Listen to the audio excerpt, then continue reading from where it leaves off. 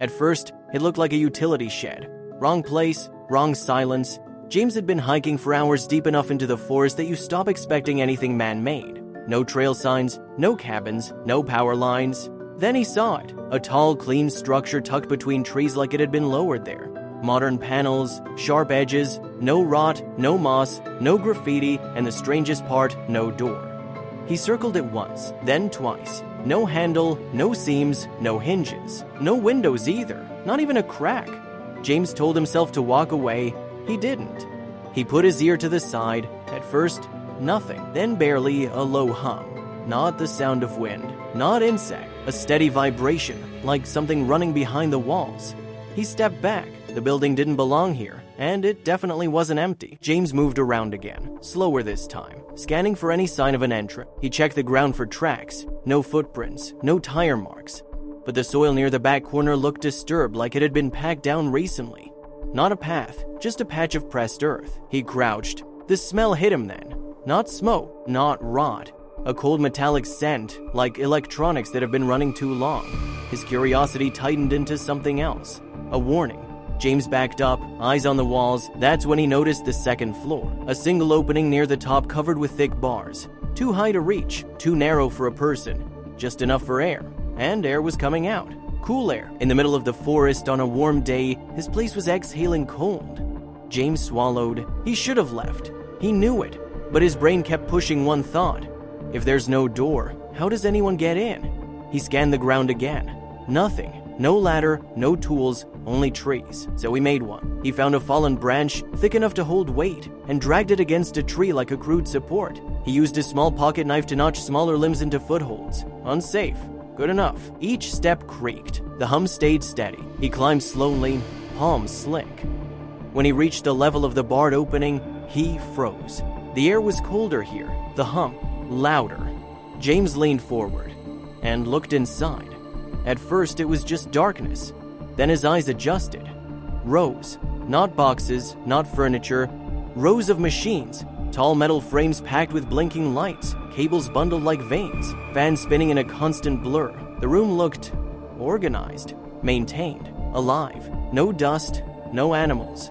Just the quiet, relentless work of equipment that never sleeps. James felt that strange mix, excitement and dread, because he didn't understand what he was looking at, but he knew it wasn't legal. And then he saw something that made his stomach drop. The floor wasn't normal. There were thick rubber mats, drainage channels, and along one wall, a heavy industrial unit venting cold air powerful enough to chill the whole building. Why would anyone need this much cooling? Out here. That's when a sound came from inside. Not a machine, a human sound. Then a voice low, close, and calm. Who's there? James locked up. He hadn't heard footsteps outside. He hadn't heard a door, but someone was inside. James tried to back away from the opening. His boot slipped on the bark. He dropped. The fall knocked the air out of him. Pain exploded in his shoulder. His vision flashed white, then cleared. And the only thing he could hear, even over his own breath, was the hum. James forced himself up with his good arm. His shoulder screamed. He didn't look back at the opening. He ran. Branches whipped his face. Roots caught his feet. He kept running anyway, stumbling, catching himself, running again. He didn't stop until the building was far behind the trees. Only then did he dare turn. Nothing. Just forest. Just silent. But he could still feel it like a pressure behind his eyes. Someone in there had spoken. James pulled out his phone with shaking hands. No signal, of course. He kept moving, faster now, forcing his way toward higher ground, checking the screen every few steps. 1 bar, then 2. He called. His voice came out thin. "There's a building out here," he said. Then, "Where exactly are you?" James looked around like the trees could answer. He sent his location pin. Another pause. "Stay where you are," the operator said. "Do not go back." James swallowed, staring at the forest line where he'd come from, because he already knew if that building had no door, then the person inside had another way out, and James had just shown them his face. The operator didn't ask more questions. That alone told James this wasn't normal. "Help is on the way," she said. "Do not approach the structure again." James stayed where he was, sitting against a tree, holding his shoulder, eyes fixed on the forest. Every sound felt louder now. Every movement between the branches looked deliberate. He waited. 20 minutes passed, then 30.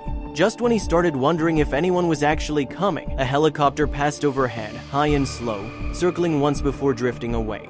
It didn't land. It didn't hover. It was searching. James stood, stepped into a clearing, and waved his arm. This time, the helicopter lowered. The downdraft flattened the grass around him, just long enough for 5 officers to jump out before lifting off again. The captain approached James first. "You're the hiker."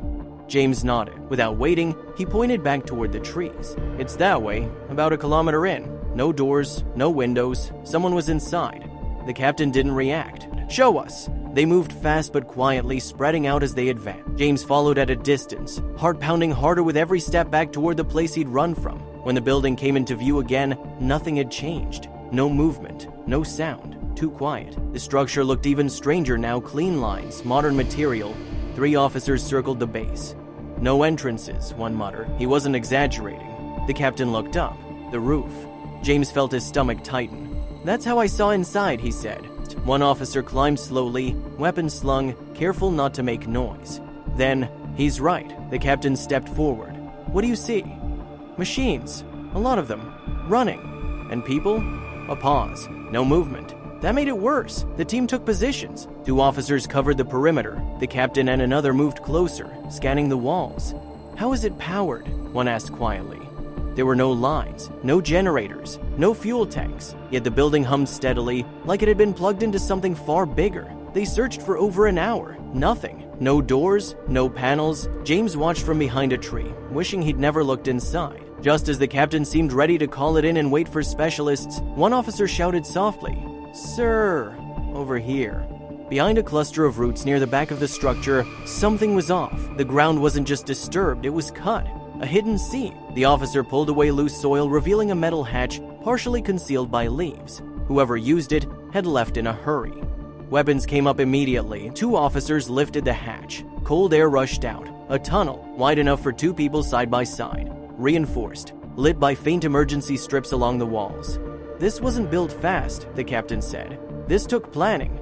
2 officers volunteered to go in. They disappeared into the tunnel, footsteps echoing softly. Minutes passed, then the radio clicked. "It keeps going," one voice said. "Feels intentional." The team entered the tunnel together, weapons drawn, moving quickly now. Another hatch, newer, stronger, locked. They froze. From the other side, movement, metal clanking, something heavy being shifted. Someone was there. The captain raised his hand, counted silently. 3.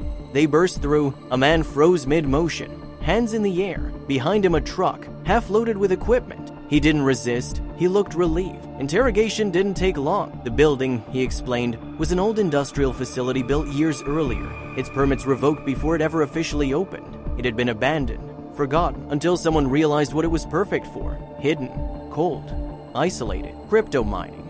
They'd tapped into nearby power infrastructure illegally, routed everything underground, and kept operations silent. James had arrived during a routine inspection. When the man saw him, he panicked, shut everything down, wiped surfaces, started moving equipment. He'd bet on time, he lost. By the end of the week, the entire operation was dismantled, equipment seized, profits confiscated. The site sealed permanently. James was thanked. Quietly. No headlines, no press. Because some discoveries don't need attention, they just need to be stopped. And if James hadn't looked up, that building would still be humming.